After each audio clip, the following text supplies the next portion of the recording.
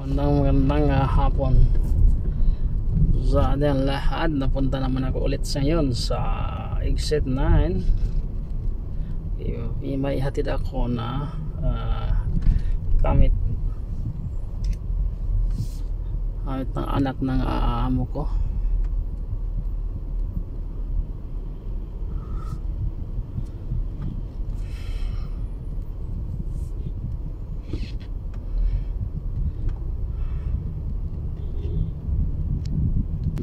Ito na ako ngayon sa Kalsadahan. Yan pong Kalsadahan.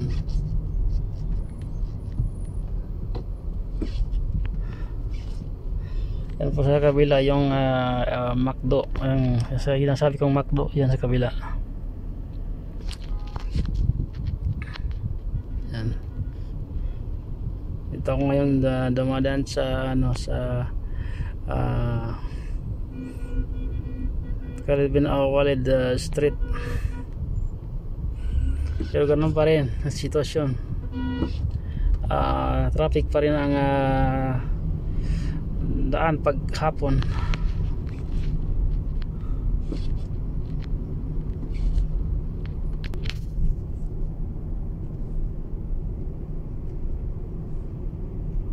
Traffic pa rin ang daan pag hapon.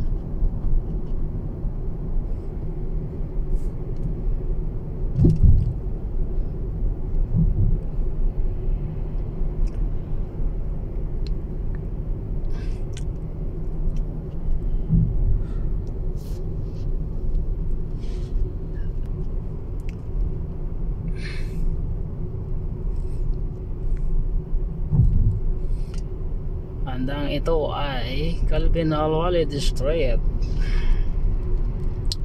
Ganun pa rin ang daan tulad ng kahapon. Medyo marami-raming sasakyan, traffic, lalo pag dito signal.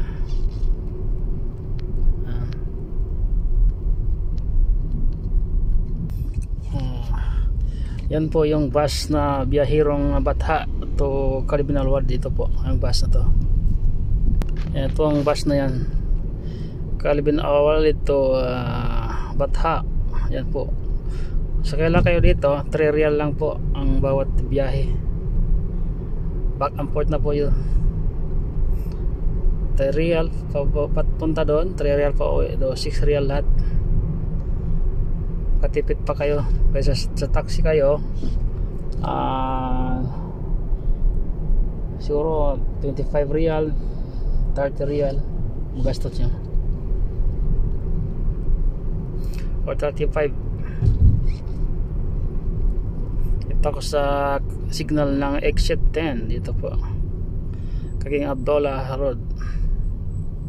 Lumampas na ako sa exit 10. Dito na ako ngayon sa dalawang signal na to. Grabe po ang signal dito. Padugtong-dugtong ang signal dito sa Khalid bin Al-Walid Street.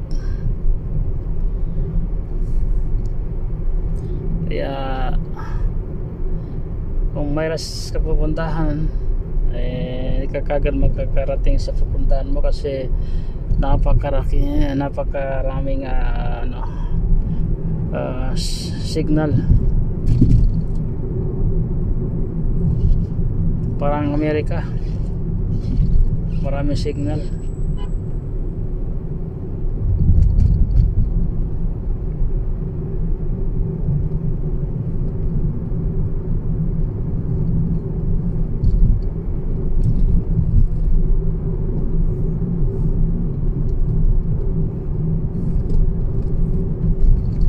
Malapit na naman ako sa exit 9, Imam Road. Diyan, pakanan ako dyan. Then yung daan papunta sa bahay ng anak ng amo ko. Dito.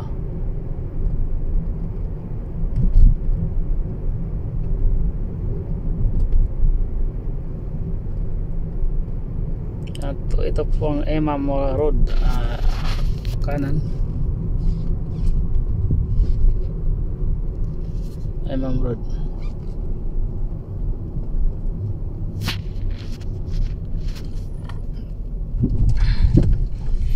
Ayan po, Imam Road yan.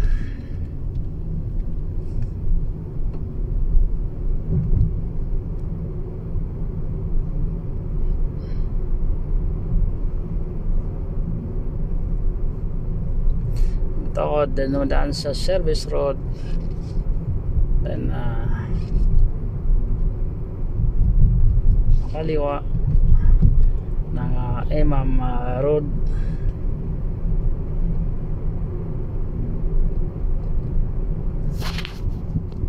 Ito na ako sa sa Imam Road.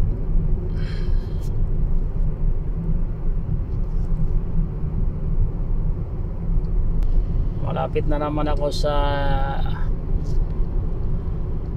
daanan ng tren.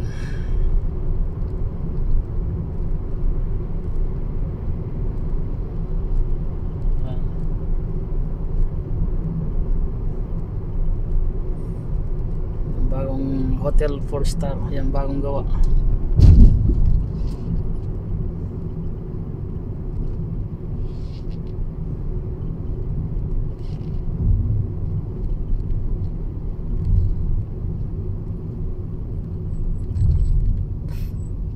Tingnan nyo mga kakababayan, kung OFW Kabangsamoro, ito ang tingnan nyo ang daan.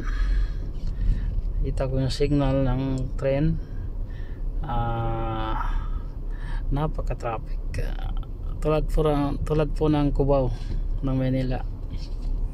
Galing ka sa Krami, pagdating mo ng Cubao, ganito rin.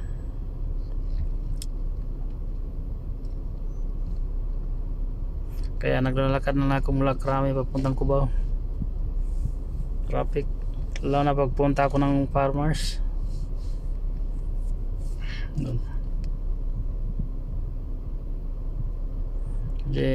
Medyo malapit lang naman yung Krami doon sa Cubao Farmers. Katipid pamasahe ka pa.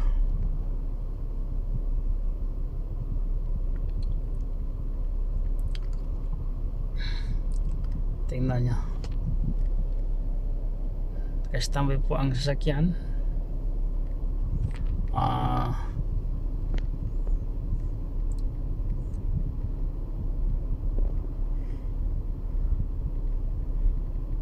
Ito po yung Imam Road, exit 9.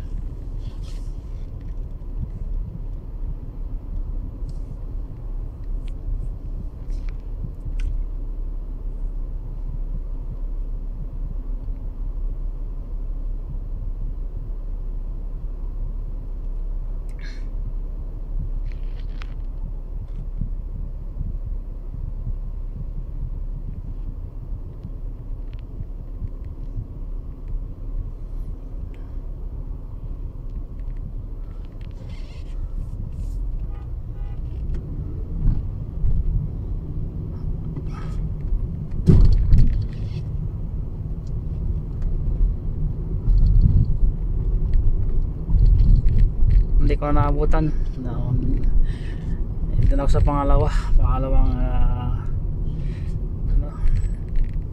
hindi ko naabutan yung green. Ito na ako sa pangalawa. Yan ang Hyper Panda na exit 9, malapit sa daanan ng tren or terminal ng tren dito sa underpass. Yan.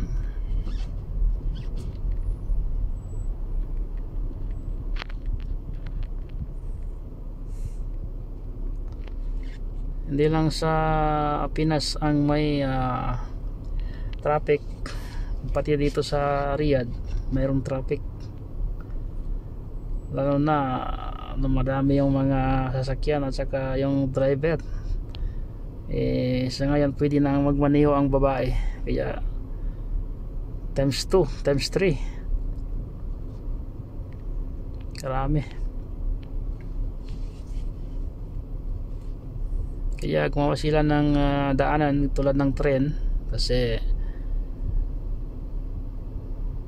kung mag-function na yung dito, hindi na makagamit ng sasakyan yung mga babae. Diyan na padaanin siguro.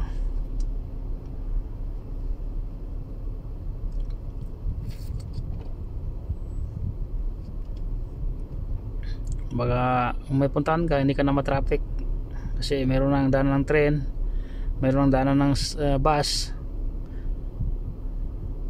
pang emergency. Basta dito lang sa sa compound ng Riyadh, hindi ka na kung sa labas ka naman, mag-eroplano na, or mayroon din train sa labas.